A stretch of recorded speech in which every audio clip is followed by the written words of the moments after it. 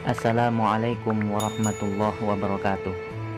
Di sini saya akan menceritakan sebuah kisah yang sangat menarik tentang Imam Ibnu Malik Shahibul Alfiyah dengan dua bait misteriusnya. Apabila sebelumnya kita telah sama-sama memahami bagaimana adab sepantasnya kepada guru, maka kisah Imam Abu Abdullah Jamaluddin Muhammad bin Abdullah bin Malik At-Ta'i Al-Andalusi Al-Jayani Asy-Syafi'i menjadikan ketakdiman kita terhadap seorang guru lebih ditingkatkan lagi. Jangan sampai kita ceroboh melakukan tindakan atau perkataan yang menyakiti bahkan merendahkan wibawa seorang guru. Imam Muhammad bin Abdullah bin Malik yang lebih masyhur dengan sebutan Imam Ibnu Malik memiliki kisah yang sangat luar biasa tatkala beliau menuliskan salah satu kitabnya yang berjudul Alfiyah.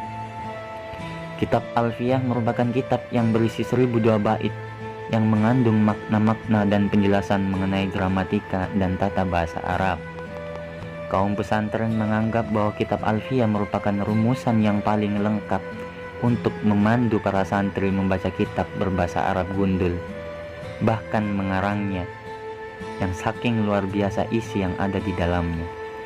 Penulisan kitab Alfiyah tersebut menurut beberapa literatur terinspirasi dari kitab Alfiyah karya gurunya, yakni Imam Abu Zakaria Yahya bin Mu'ti bin Abdullah An-Nur Al-Zawani Al-Hanafi yang lebih dikenal dengan Imam Ibnu Mu'ti. Hanya saja kitab Alfiyah Imam Ibnu Mu'ti berjumlah 500 bait, yakni 1000 satar. Dalam hal ini, kata Alfiyah merupakan Imam Ibnu Mu'ti merujuk pada jumlah satar dalam kitabnya. Sementara seperti yang kita ketahui bahwa jumlah bait dalam Alfiyah Imam Ibnu Malik ialah 1002. Menurut cerita, Imam Ibnu Malik merupakan seorang alim yang cerdas, maka semua bait nadamnya sudah dihafal dari awal sampai akhir sebelum akhirnya ditulisnya dalam kertas. Maka pada bait pertama nadamnya, Imam Ibnu Malik menuliskan, Qala Muhammadun huwa ibnu Maliki Ahmadu Rabbillah khaira maliki. Aku memuji Tuhanku Allah subhanahu wa ta'ala sebaik-baiknya pemilik. Dalam bait pertama tersebut dituliskan kata kerja lampau menggunakan fi'il madi yang berarti telah berkata, padahal itu merupakan ungkapan pertamanya, sama sekali belum ada kata-kata lain sebelumnya. Artinya bahwa sejatinya Imam Ibnu Malik sudah mengatakan, menuturkan, membayangkan, menuliskan, bahkan menghafalkan apa yang akan dituliskannya. Namun hanya saja ketika beliau sampai kepada bait kelima yang kala itu merupakan bait terakhir sebagai pembuka, ingatannya hilang seketika. Kegelapan menimpanya tak terkira, tak ada hafalan yang tersisa, sehingga beliau kebingungan tak tahu apa-apa. Lantas apa yang menjadi penyebab semuanya? Mari kita sama-sama melanjutkan nadam di bait yang kelima. Watak tadi ridon bi ghairi sukhtin fa'iqatan alfiyata ibni Mu'ti. Di tengah kebingungannya, Imam Ibnu Malik memejamkan mata. Dalam mimpinya, beliau dibangunkan oleh seorang kakek yang mengenakan pakaian serba putih. Surbannya hampir menutupi sebagian kepalanya, sehingga wajahnya tidak tampak secara jelas.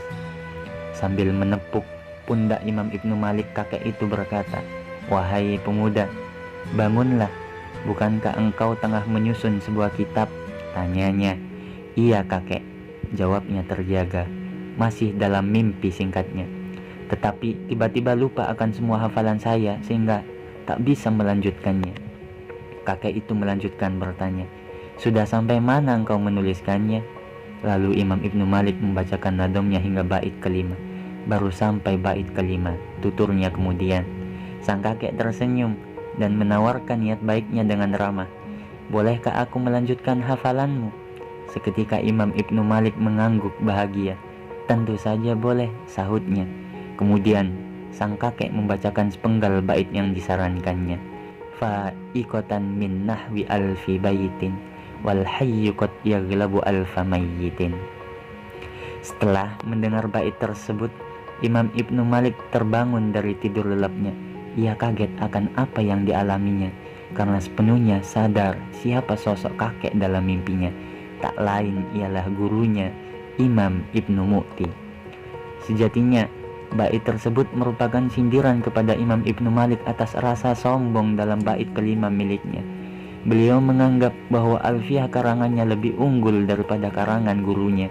Padahal apa yang beliau dapatkan merupakan anugerah Allah yang diberikan lewat gurunya, sehingga tidak sepantasnya menganggap dirinya lebih tinggi. Dalam hal ini, kaum pesantren memiliki tekad bahwa sepintar-pintarnya seorang murid tak akan pernah bisa mengungguli gurunya dalam hal tinggi derajat keilmuannya, karena semakin pintar seorang murid, derajat seorang guru akan semakin diangkat. Begitu luar biasanya seorang guru yang mengajarkan ilmu yang bermanfaat kepada para muridnya. Mengalami kejadian tersebut, Imam Ibnu Malik bertaubat atas kecongkaannya. Beliau pun berziarah ke kuburan gurunya untuk memohon maaf dan mengharap keridhoannya. Setelah berziarah, kemudian beliau menambahkan 2 bait yang sebelumnya tidak pernah dipikirkannya. 2 bait itu berisi sanjungan dan ketakdiman dirinya kepada Imam Ibnu Mu'ti.